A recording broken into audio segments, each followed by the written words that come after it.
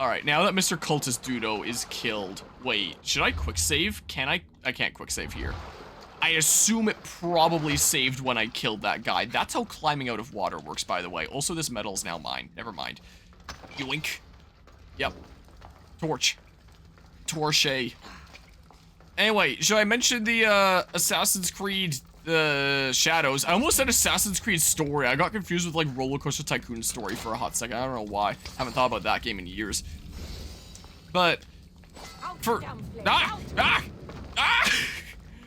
first of all, I've seen a lot of people criticizing the fact that Ubisoft has put out like a cinematic reveal trailer where it's like these handcrafted animations and cinematics. It doesn't show any actual gameplay.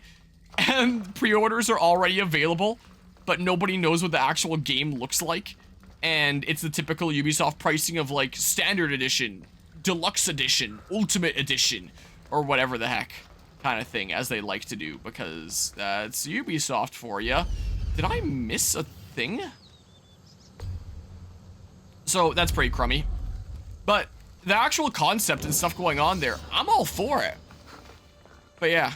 Yeah, don't do gameplay there, but it would have been nice if they released a little bit of gameplay on the side. Or they just didn't put up pre-orders until they had stuff available, instead of just like, hey, here's these 3 editions that you can pre-order right now.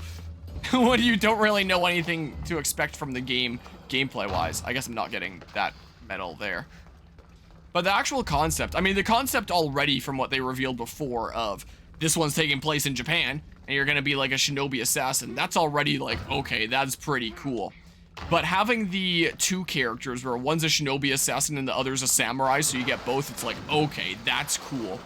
And I was browsing through some of the comments, and some people were like, what, they dug through the historical record to find like the one black person that was in the historical record there so they can make a game about him. Wow, that sucks. But I took a class on the history of East Asia from 1500 to present in university, and there's a lot to unpack with that, and one class is not enough to cover all of that because there was a lot of history going on there. But when we were learning about Nobunaga's conquest, one of the characters, like, maybe I shouldn't say character, one of the figures that we discussed in that was Yasuke, the samurai. And I actually thought that he was really fascinating, and I kind of counted myself as a fan. I'm like, wow, this guy sounds pretty cool. Sounds like he has a pretty interesting story behind him. So when I watched that trailer earlier today while I was on university campus, like I'm done with school, but I still do work stuff there, and I was sorting out a lot of my plants there since a lot of them are ready to come home and get planted in the ground since it's spring now. I watched that trailer, and I saw him, and I was like, oh, I know who this is! Yo, he's a playable character in this game! I was hyped. I was popping off. I might have been like one of the few Yasuke fans out there that saw him, and I was like, oh, yo! And I was hyped. Who's this guy?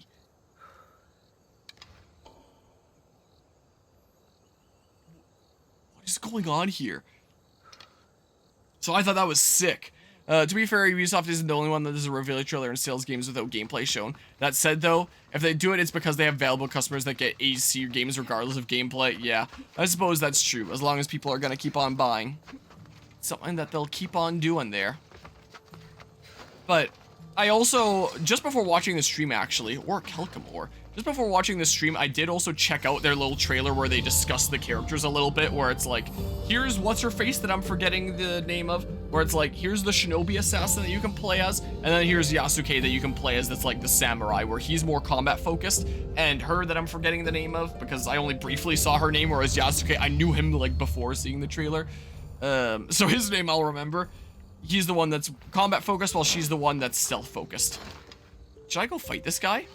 So they added the Black Samurai as a shinobi in the newest AC. No, so he's a samurai, and it's another character that's the shinobi. Yeah, so it's like AC Syndicate, where you've got 2 characters that you switch between. And there were different skills that you could get for each of them. They did play almost functionally the same, Jacob and Evie. It's just Jacob had like a couple more combat skills, and Evie had a couple more high-level stealth skills that you'll only unlock when you get to like very high level in them anyway, so for a long time, gameplay-wise, they're gonna be basically the same anyway. But these 2, maybe they'll actually have a decent bit different. So it's going during the Sengoku period. If that's the, I should know the name of this period, but it's during like Nobunaga's conquest then, because Yasuke is around. And in the way that it went historically is Yasuke was one of Nobunaga's most trusted generals. Like, he was a samurai under Nobunaga that assisted with Nobunaga's conquest. And in the trailer, I can actually pull up the trailer and discuss this a little bit. For anyone that hasn't seen, and then we can just, like, discuss it a little bit there. Because there's a scene where Yasuke is, like, one of the ones that's, like, burning down What's-Her-Face's village. And she's like, do you want to continue this path, or do you want to be, like, righteous? And he's like, you know what? I'm gonna change sides. So, historically, Yasuke was one of the samurai, one of the general under Nobunaga that assisted in his conquest. Nobunaga did not achieve his conquest. Nobunaga was assassinated. And it's not really clear what happened to Yasuke after that. There's not really a clear historical record. It's not really known whether he was, like, sent back to Africa, whether he was, like, sold as a slave somewhere else, whether he just, like, disappeared, did something else, or what happened. No one really knows. So there's a lot of leeway that they can do in terms of what they want to write, because it's not actually known. So it'll be interesting to see what they write. And because Nobunaga got assassinated, and because it clearly seems like he goes against Nobunaga in this trailer, I wonder if he's going to be the one to assassinate Nobunaga. I'm going to place my bet on that in Assassin's Creed Shadows. I won't be able to play it for, like, years, but, like, I'm going to place my bets on Yasuke's the one that kills Nobunaga, because it's showing in the trailer that he turned to, like, the other side and I guess is working against Nobunaga from the inside. So maybe he's the one that finally assassinates him. I don't know why it's playing partway through here. And then is like, I'm done with you. I was your general, but no more. I've changed my mind. Issei Shao will definitely be compared to Ghost of Tsushima upon release. Oh, no doubt about that. Oh, this was, because this is the video that I was watching earlier of the Who Are Naoe and Yasuke. Where was the trailer? Here it is. Official world premiere trailer. So this came out 13 hours ago. #1 on trending. 3.6 million views. Some historical records said Yasuke was brought back to Africa after the Nobunaga fall. Yeah, so there's some that say that. I think there's some that say other things, but there's no, like, for sure we know what's going on here. Quick correction, Nobunaga was betrayed by one of his generals, but he died by seppuku instead of being assassinated. Oh, yeah, that's what it was then. Okay. But yeah, I remember he was betrayed by one of his generals, and, like, they went after him. And was it the one of his generals? I think it was Ieyasu that kind of took over the conquest from there, if I'm not mistaken. It was a while since this class, but I'm so gonna get copyright stricken for playing this. Nope. All right, well, I'm losing my mind. I'm losing my mind here. I'm going crazy. Nobunaga was assassinated before he could unify Japan. Yep, it wasn't until his successor and Nobunaga's second in command whom unified Japan. Toyotomi. Okay, who am I thinking about for Ieyasu? Ieyasu. Japan, hold on. Tokugawa Ieyasu, yeah. Who am I thinking of for you? Was the founder and the first shogun of the Tokugawa shogunate of Japan. Okay. He was one of 3 great unifiers of Japan, along with his former lord Oda Nobunaga and fellow Oda subordinate Toyotomi Hideyoshi. Okay. After Oda Nobunaga's death, Ieyasu was briefly a rival of Toyotomi Hideyoshi before declaring his allegiance to Toyotomi and fighting on his behalf. Okay, so he wasn't, like, the main guy, but he was still, like, one of the main unifiers. I also hate how Ubisoft is, like, so addicted to calling everything a Ubisoft original. Here, let's get some nice graphics in here. Is what we'll do. Here, I can turn it up a little smidge here. Not what ninja look like, but it's close. But they're Assassin's Creed ninja. That's the case. And in the video discussing these characters, they were saying that for our character that comes from the shinobi side of things, they decided to have her father be, like, one of the head honcho shinobi duos. So I was like, okay, I'm down for it. I'm big digging it. But yeah, Toyotomi unified Japan, then invaded Korea, failed upon his death. Ieyasu rebelled against Toyotomi's successor, whom was a child. Okay, yeah, I remember that part, and basically unified Japan and became shogun. Okay, I was thinking about Ieyasu in terms of, like, the person that finished unifying Japan. That's what was going on there. Which brought the around 300 years of peace under the Tokugawa shogunate. Okay, that's what I was thinking of there. So there's our guy, there's Yasuke, that's, like, being a general for Nobunaga. The ocean's filled with new ships, but they all come from the same river. And they were saying in the video discussing these characters that they also want to select him because like, he was very networked. Like, he had a strong network with a lot of different factions that make him a very fascinating character to use. It's like, yeah, I'm down for it. Didn't clean his blade off before sheathing it. Improper etiquette. That is actually one of the things that I practice with that wooden blade. Like, I've never actually held a real steel sword. I have a wooden training sword that I use in Taekwondo. But yeah, something like that is what I do when I do like the little fake sheathing, or run the not sharp side along my fingers to like clean it off and into the pretend sheath that I have. And you doing something like that. will you continue Or sometimes I do a little bit of a spin and into the pretend sheath. So there's our guy. or choose another path beyond what we see? So I guess he's not really gonna be loyal to Nobunaga in Assassin's Creed. He's like, you know what? Yeah, I am gonna come be on your side. You said, am I gonna keep on being on this path or choose a different path? You know, I think I'm gonna do a different path. Thank you very much for asking. I'm gonna be all chill. We must learn to trust. Yeah, so maybe he won't assassinate him, but maybe he'll be responsible for Nobunaga's death in Assassin's Creed And here. follow the blade. Maybe. I have a funny feeling that might be how they write it. Maybe, who knows? Even though he wouldn't have done that in reality. They're writing a bit of a interesting different take on Yasuke here, while maintaining like the stuff that he would have actually done, I guess. And would be a cinematic Assassin's Creed trailer without a sick combat sequence, which I'm all for. And the cool cinematic shots. So yeah, the stealth-based and quick attacks. Assassin, and then the heavier blunt attacks, combat-focused samurai. It's like, okay, that's pretty cool. I'm down for it.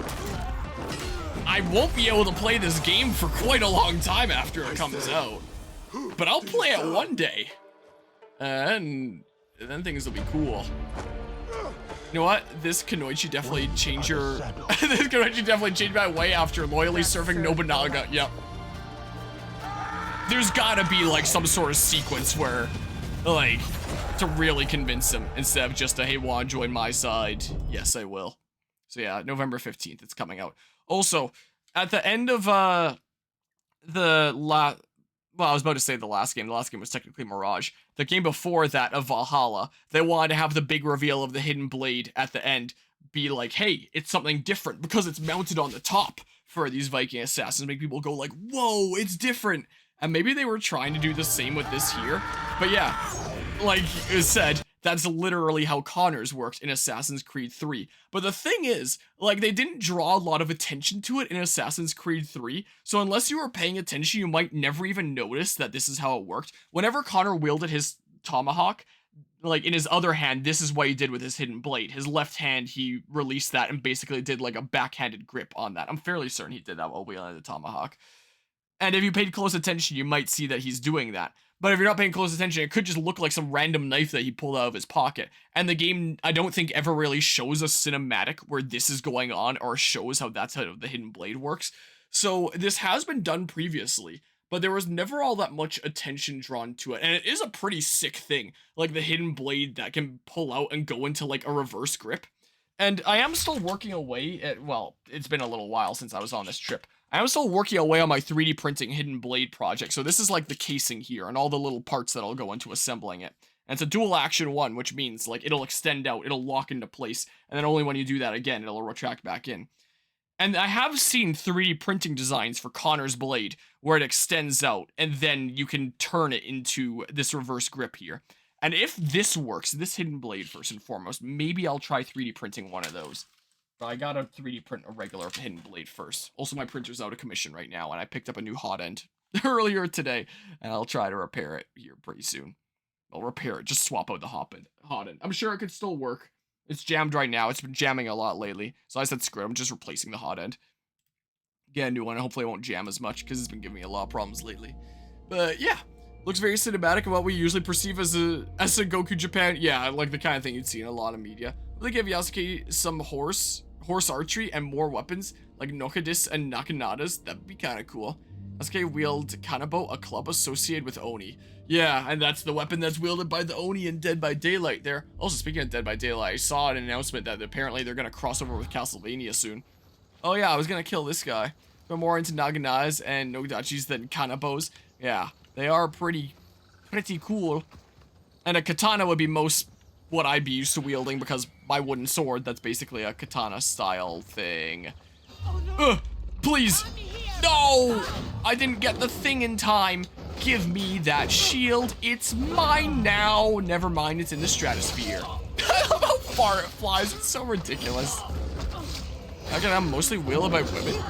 Was that the case? I don't know the history behind Naganatas, so I mean... he just came up to punch me, or she, I think. Sophia, Warseeker. How about you just don't, actually? Okay, get you out of here so I can focus on just one target. Okay, you're just pissed off now, I guess. Okay. And then maybe I should say... do this. And then... oh, you just punched me!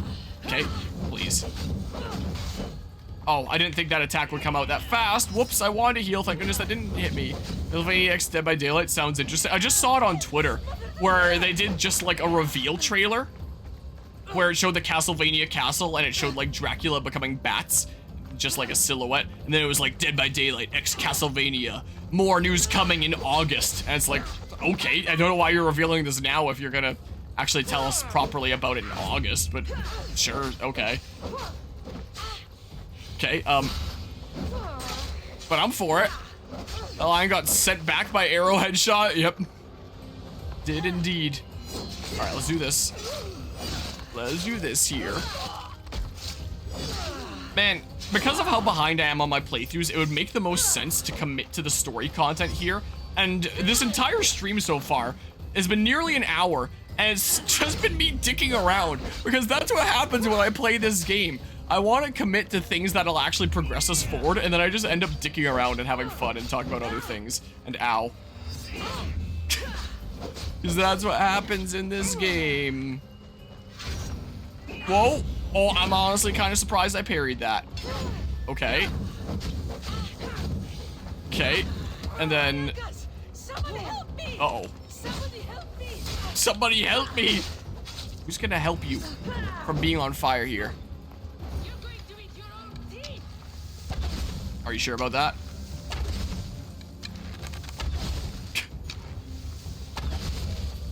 Okay. Okay. Should I friendship kick you? Maybe I can bring you just low enough. Whoa, that didn't stun you for long. Oh. I thought I could get one more. Oh well. You suspect nothing, please. Nagana's real life women is a trope that is specifically present in Japan that originates from the fact that samurai wives were taught into the martial art of naginata wielding in order to defend the noble's home. That said, they weren't the only ones who used naganas. Huh. Interesting, but that's why it would become popularized in media. I gotcha. Wait, let's go do this, sure. Let's go do this while I'm in the area here anyway. Please don't see me properly. That would suck. Sometime during this stream, I'll talk about my trip. I was really tired going into this stream and thought it'd be a short stream, but now that I'm actually streaming, I'm feeling more awake. Part of me was debating about just going to sleep, but it's like, man, I kind of want to talk about Assassin's Creed Shadows. That's what I kind of want to do. Next time I stream, maybe it'll be Unicorn Overlord. Or Persona 3 Reload, because I haven't streamed that in like 2 or 3 months now. Because I was busy wrapping up university and then going on this trip for a while. So... that's the playthrough I'm most behind on, is my Persona stuff.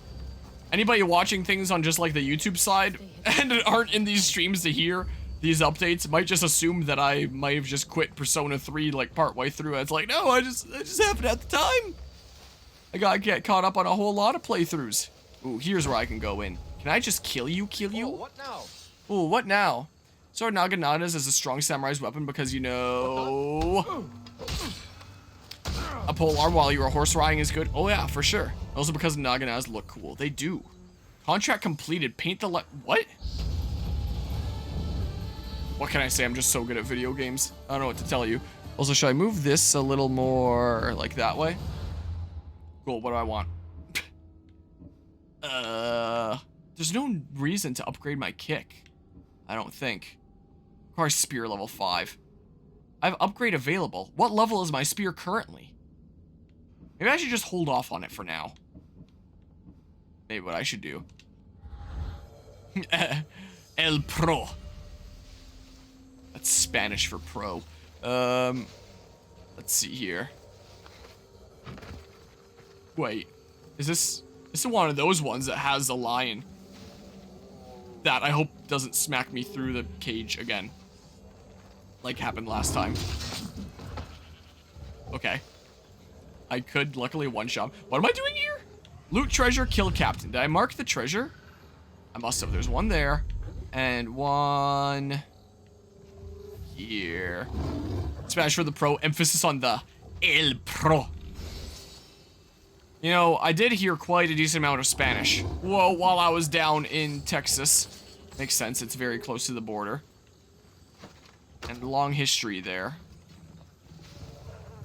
So I heard a decent amount of Spanish. But I don't really remember much of anything from my beginner Spanish classes in high school. Can I phone a friend? Ooh, quickly phone a friend before I'm detected. Heck yeah. Where's my friend? Where's my friend? Oh, there's my friend. Heck yeah. Alright. Get shredded. Alright, where to next? Heck, what puta? I have no idea what that means. Hey, look, more synchronization points. I'm grabbing them. I don't know where this city is on this island, so... Where the... Not that one. Where's the one I just marked? Oh, this way. I'm absolutely blind. Can I jump this? Ooh. Sweet. Alright. Let's get another synchronization point here. Because I don't know where this city is, so I'm just going to explore this island until I find it. Ooh, maybe it's this. This looks kind of city-like, right? Sort of? Coressia. In the city of Coressia, I found it! What's trying to kill me? Aranos' boat wreck. Oh my. That means SOB, but said like more of a hillbilly fashion is what that word means. Spanish word. Most of Latin America, it's an insult, but in some places it isn't. Would it be like slang or something then? What a sad shipwreck here. One of the ships that we saw in Galveston was actually, well, two of the ships actually that we saw while I was on Galveston Island were really cool. So Galveston Island is an island just like, no! Off the coast of Texas. So it's part of Texas. And you can get there by ferry for free because it counts as like part of the highway system. Yeah, Genshin is also have their own deep, oh, come on! Own Dead by Daylight event after sticking with Prop Hunt for 3 years? Like DBD is in Dead by Daylight? Or does DBD stand for something else here? Because the context I know DBD is Dead by Daylight. I'd be very surprised if Genshin Impact was doing things with Dead by Daylight. I mean, I know that gacha games are very spooky and like how addictive gacha systems are and how much money they make. I know that is incredibly scary. But like, Dead by Daylight? Event has the mechanics of Dead by Daylight. Okay, so it's not like a crossover with Dead by Daylight. That'd be really funny though. That would be incredibly funny, don't get me wrong. Their own spin of DBD. I gotcha. So they were doing Prop Hunt and now they're doing like a DBD thing of like 4v1 or something like that. Of course, it has the aesthetics of like a playground game and not Dead by Daylight aesthetics. I gotcha. The next Dead by Daylight killer is just gonna be a gotcha machine. Imagine. Anyway, interesting ships there. I wanted to, since I was just talking about this, I want to chat about this a little bit. There was two really interesting ships that were there. One, I forget the name of it, but it was like a full-on like sailing ship that was made, I believe, in the 1700s. They said that it was the third oldest still sailing ship in the world because they gather volunteers to learn how to like do all the rigging and the sailing and all the maintenance and stuff. And they take it out like to go sailing and take it different places. It does have an engine in it that was put in the early 1900s, I think they were saying, just because then it can dock itself without needing to rely on the winds. So, like, even the engine that's in there is a little bit vintage at this point. Holy crap, that's a lot of guards that probably want to kill me. So it's not completely wind powered, but like 90%. And then like an early 1900s engine in there. And it was really cool. And we got to tour around it and see it. And that was neat. And we went on a river tour in the area. They must be running the whole island. And on the river tour, we got a close look at this battleship that was on the other side of the river. And this was a battleship that was assembled for World War I, but also participated in World War II. So the tour guides were telling us that this battleship took place in the Battle for Normandy, in the storming there on D-Day.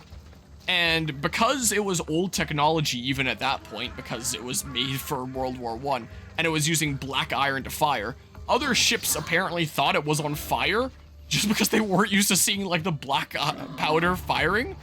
And because it was old technology, it couldn't quite reach the shore for support fire like the other ships could.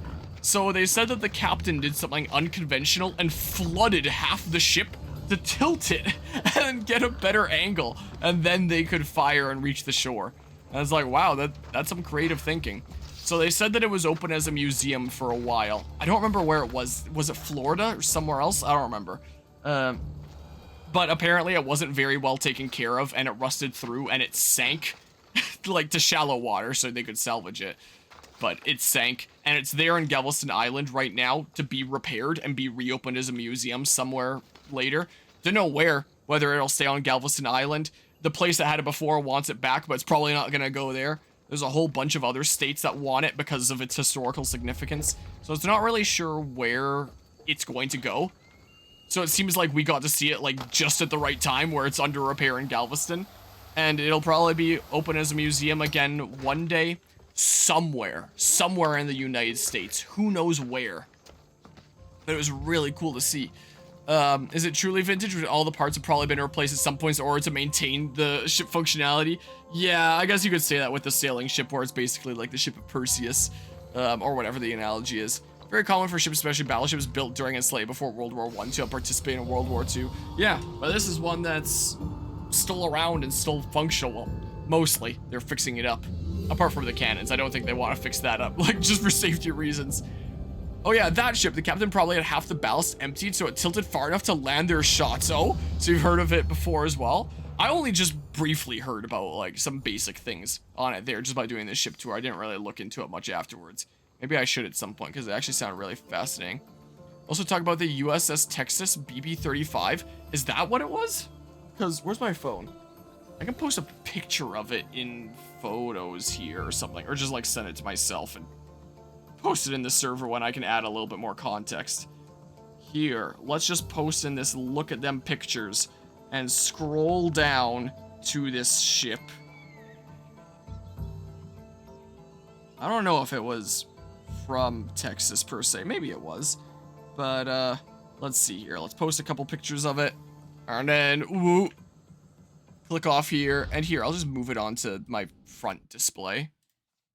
And then go to look at them pictures. And then display capture. It was this. So we got to see this from the water and got to get, like, relatively close to it. So apparently they're still working away at fixing it up. Okay, so that's what that is then. Neat. So we got to see that ship up close. Oh yeah, it says 35 literally right there. You can see. Okay, cool. So that ship. That was the one then. Now we got to see. It was neat. Oh wait, they've already got ads for this? Wait, no. If I alt-tab off and get the main menu. A new creed rises over Japan. Assassin's Creed Shadows visit. Pre-order available now. Play up to 3 days early with the gold or ultimate edition of Assassin's Creed Shadows. Be among the first to forge your path in a war-torn Japan on November 12th. Honestly, I would love to. But I'm not there yet.